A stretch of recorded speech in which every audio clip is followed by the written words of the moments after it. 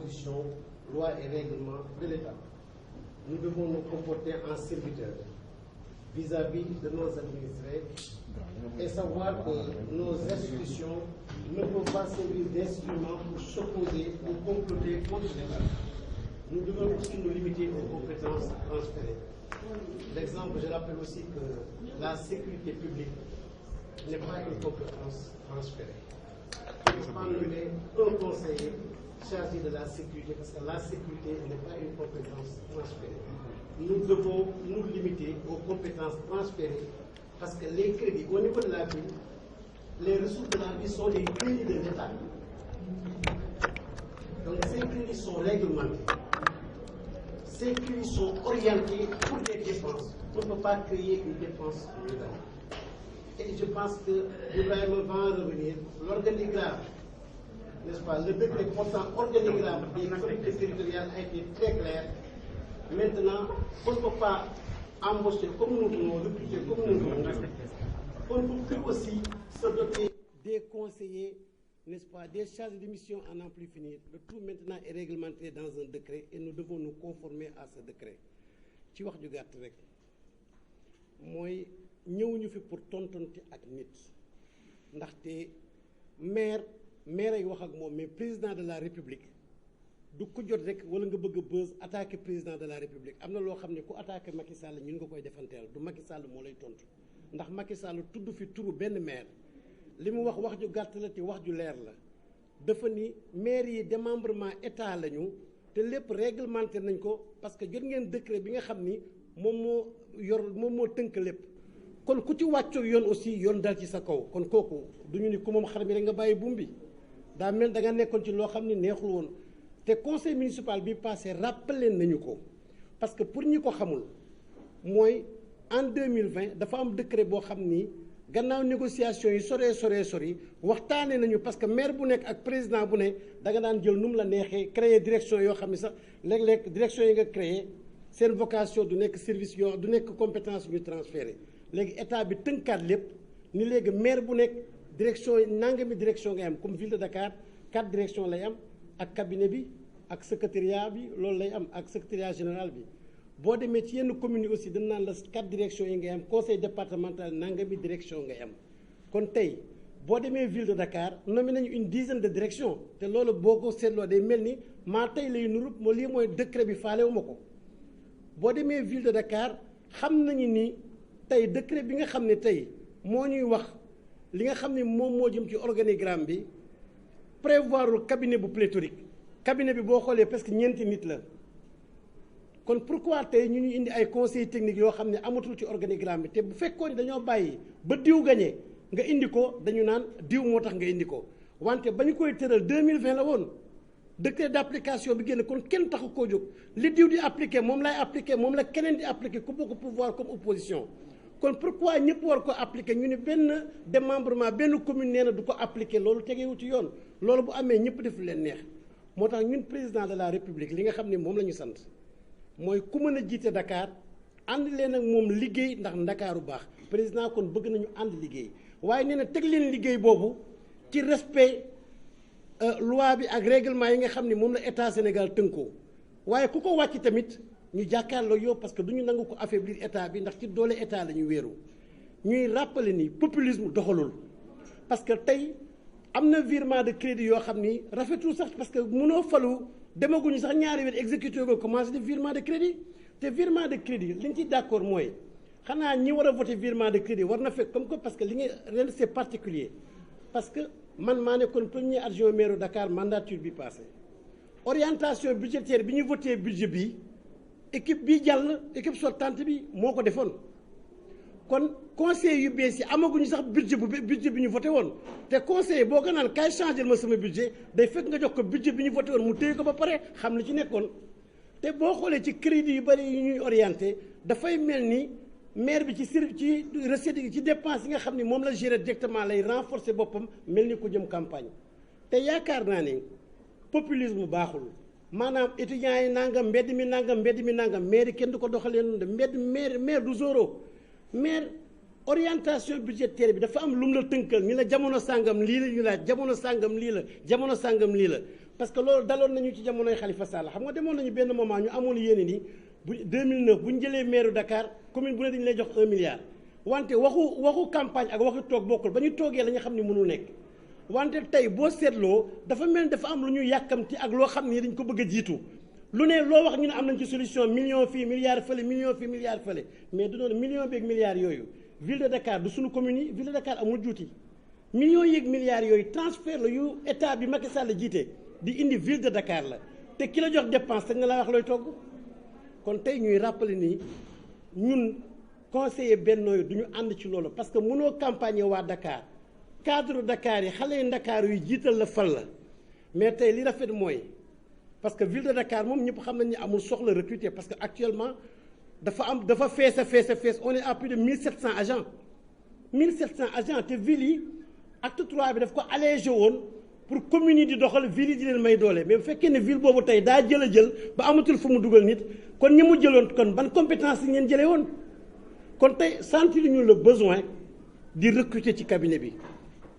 te salaire u cabinet dafa cher salaire u cabinet mën na fay 5 éléments Dakar pourquoi nga bëgg a jël koo xam ne voté wul Dakar du lenn Dakar nga bàyyi fi xale yu Dakar yi nga xam ne benn salaire ba nga ko nar a jox mën naa jël juróomi xale Dakar yoo xam ni nekkoon nañ fi sonn wala ñu jàppale woon la nga bëgg ko jël ñaar yoo xam ne seen mérite kese mooy kii war na état bi ci ay PV kii mën naa saaga état bi kon boo nee bëgg nga ànd ak état bi liggéey duñu ko gëm kon ñu ngi ñaanaat Dakar waaye ñu vigilant te ñu xam ne maire yi kenn maire soo séentuñu maire nekk ab zoro séentuñu maire bi ñu koy dóor ci kaw état séentuñu maire bi tamit nekk instrument politique maire bi ñuy soxla mooy maire bi nga xam ne ci service Dakar waaye la nekk maire bi ñuy soxla mooy maire bi nga xam ne day ànd ak état bi servir population bi mais crédit état bi moom ku yaakaar def ci populisme naan fii nangam fële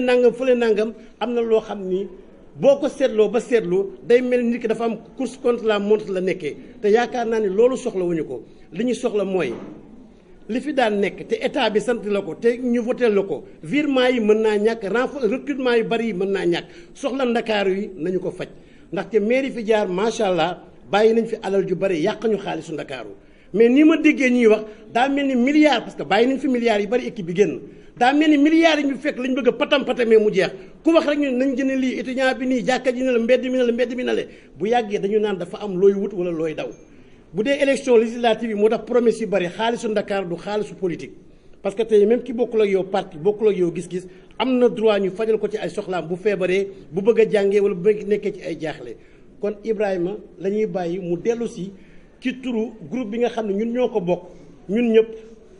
mu wax ci sunu tur wax leen ñu bañ ñu ànd ki fi yàlla teg ñu liggéey Ndakaaru seulement bu ko tegee ci li nga xam ni mooy yoon bi ko état tracé ndax dem ñu fàttali ko ni démembrement état la te Macky Sall ñu génne ko ci waxtaanu ville de Dakar parce que Macky Sall du conseiller municipal ku bëgg a wax na wax ak ñun élus yi ku bëgg a politique na politique ak waa Dakar mais liñ naan boo bëggee siiw da ngay dóor ku la sut wala ngay tudd ku la mën Macky Sall yoonam nekkul ci loolu Macky Sall tudd turu kenn amul jotu kenn Macky Sall li mu wax leer na le président Macky Sall nee na leen collectivité yëpp ki ànd ak man ak ki àndul ak man teg leen ko ci yoon ku ko tegul ci yoon yoon dal sa kaw kon pourquoi nga ni man lay wax damay tontu léegi ku tontu rek ñu tontu la ñun tamit. Monsieur le ministre, honorables députés, mesdames, mesdemoiselles, messieurs, chers amis journalistes, chers camarades, c'est pour moi un grand plaisir, à ma qualité de président du groupe des élus de la coalition Benno Bokk Yakaar de la ville de Dakar, de partager avec vous les derniers développements de l'actualité politique nationale. Nous avons suivi avec beaucoup d'attention la sortie du maire Barthélémy Diaz, maire de la ville de Dakar. Encore une fois, il s'est livré à son sport favori, c'est-à-dire la fabulation, le mensonge, tout ça dans le but de jeter le discrédit sur l'État. Nous lui demandons de savoir raison garder et de se conformer au texte du Code des collectivités locales. C'est tout ce que nous lui demandons. Les collectivités locales sont des démembrements de l'État. Monsieur le ministre l'a rappelé tout à l'heure. Donc, soumises aux lois et règlements en vigueur dans ce pays. Le décret 2020-30 du 8 janvier 2020 fixant les organigrammes types des collectivités locales ne prévoit pas des postes de conseiller technique dans le cabinet du maire. Les décrets sont là. Après, je vais vous le partager. Les décrets sont là. Vous avez tous les éléments dans ces décrets. Donc, il n'est pas prévu dans ces décrets, dans le décret 2020-30 du 8 janvier 2020, ces postes de conseiller technique, ça n'existe pas. Alors, et d'ailleurs même, lui, en tant que maire, il ne l'ignore pas parce qu'il est au courant. Parce que le ministre des collectivités locales lui a adressé, comme tous les maires d'ailleurs, depuis le 18 février, une lettre circulaire qui l'invite à appliquer le dit décret. La lettre circulaire, elle est là. Donc, vous pouvez entrer en possession de la lettre circulaire et du décret. Donc, il ne l'ignore pas. Alors, qu'est-ce qui le motive? Qu'est-ce qui le pousse à ne pas appliquer la loi? Nous lui demandons d'arrêter ces vociférations. Vraiment, on en a assez. Et d'appliquer dans les meilleurs délais, n'est-ce pas, le nouvel organigramme au niveau de la ville de Dakar. Et par conséquent, nous invitons l'État, parce que nous sommes des conseillers à la ville et nous constatons qu'il y a des manquements, des dérives notoires. Donc, nous invitons l'État à regarder ce qui se passe au niveau de la ville de Dakar et à appliquer la loi dans toute sa rigueur. Maintenant, il en tirera toutes les conséquences. Voilà, grosso modo, ce qu'on avait à dire. Nous ne sommes pas venus pour se quereller, nous ne sommes pas venus pour se tirailler, nous sommes venus pour lui demander, en tant qu'élu de la ville, au même titre que lui, il est élu, nous aussi nous sommes élus, au même titre que lui, donc nous sommes venus lui demander de respecter la loi, de se conformer aux textes et aux lois en vigueur dans ce pays. C'est-à-dire, dans un premier temps, avant de faire des virements de crédit, avant de faire des autorisations de recettes, de dépenses, comme l'a dit M. le maire Bamba, de se précipiter. Nous lui demandons d'abord, dans un premier temps, de respecter la loi. S'il ne le fait pas, nous invitons l'État à tirer toutes les conséquences, n'est-ce pas, de ce non-respect de la loi. Moi, je suis remercier du nuyu monsieur le ministre maire Bamba, monsieur le ministre Abdoulaye Diouf Sarr, honorable député, madame le ministre Zahra Iyane Thiam, ñoo ngi lay nuyu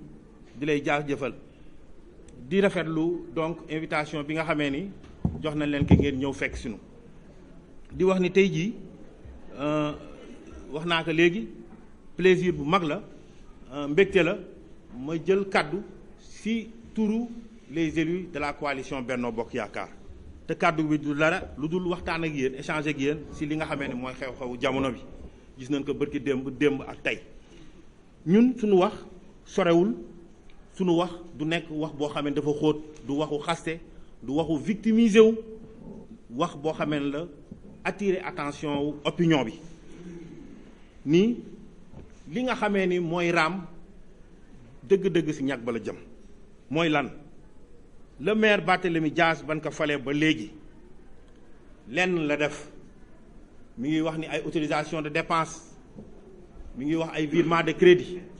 yooyu yëpp am na sax ci gestion budgétaire waaye loolu balaa nga koy def da ngay conformer wu à la loi parce que yow fa nga toog loi moo la fa teg moom fa mu toog loi moo ko fa teg donc dafa war a conformer wu méngoo ak yoon donc jarul yóoxu jarul jaay doole jarul saagante jarul jël lu ñaaw di koy teg ci deru ñi nga xamee ne ñooy kilifa réew mi liñ koy wax rek mooy na dal liñ koy wax mooy na respecter texte yi nga xamee ni moo ŋànk réew mi te texte yi wax naa ko léegi mooy organigramme bi nga xamee ni benn loi moo ko tënk benn décret bi nga xamee ni moo ko fixé mi ngi nii wax naa leen ko après ngeen jël ko ngeen xool ko bu baax xool collectivité locale yi lan la leen may lu seen sañ-sañ ak li nga xamee ni du seen sañ-sañ li dul seen sañ-sañ ko ci def teggi nga yoon donc moom jël na ay jéego yoo xamee ni dëgg-dëgg bokkul ci li nga xamee ni moo tëgg collectivité locale yi donc ñu yaakaar ni loolu du sañ-sañam donc mi ngi jalgati yoon beneen bi mooy moom du wax ni yëgu ko parce que ñoom tàmm nañu boo waxee rek ñu victimiser wu yëgunu ko dañuy xeex dañuy jéem a jaay doole yëg na ko bu yàgg ministre des collectivités locales moo ko envoyé ñoom ñëpp maire yëpp benn lettre circulaire baa ngi nii après nag ma jox leen ko ngeen xool daj gi xool lépp envoyé na leen ko pour wax leen ni leen maire bu jël fonction li nga war a njëkk def mooy appliquer organigramme bi moom boobu bu mu jëlee fonction ba léegi yàgg na lu tax appliqué wul organigramme bi tëb rek commencé dugg ci ay recettes ak dépenses donc nous demandons quand même à revenir à la raison appliquer li nga xam ne moom la ko yoon jox ñun nag en tant que élu li ñu mën mooy attirer attention wu état bi mooy ñi nga xam ne ñoo fay toogal état ci biir gox bi mooy le préfet ñoo ngi attirer attention le ministre aussi des collectivités locales ak même le ministre des finances di attirer seen attention ci jalgati yi am foofu ci jalgati yoon yi am foofu ba pare nag di wax état bu fekkee ni moom bañ na ni du appliquer yoon ku appliquer wul yoon dëgg-dëgg ñun ñëpp nous sommes des citoyens yoon day dal sa kaw na yoon dal ci kawam comme ni muy dalee ci kaw ñi nga xamee ni dañuy jalgati yoon loolu daal mooy wax ji ci tënk maa ngi leen di gërëm bu baax di leen jaajëfal merci beaucoup. Ibrahima bala ngay jox président Diouf Sarr ñuy rappeler ni mois de mai bi ñu nekk mooy mois wu dépôt parrainage yi mooy mois wu dépôt liste yi mooy mois wu délibéré procès Ndiaga Diouf tamit kon warul servir prétexte ñuy jéem a yëngal dëkk bi pour prévoir na ñëwagul ay dinaa jënd nangam dinaa joxe nangam ñëpp xam nañu préparer terrain bi pour li am wala dara bu dee am loolu nag fii ay dof newuñu fi te duñu ko nangu. Merci beaucoup.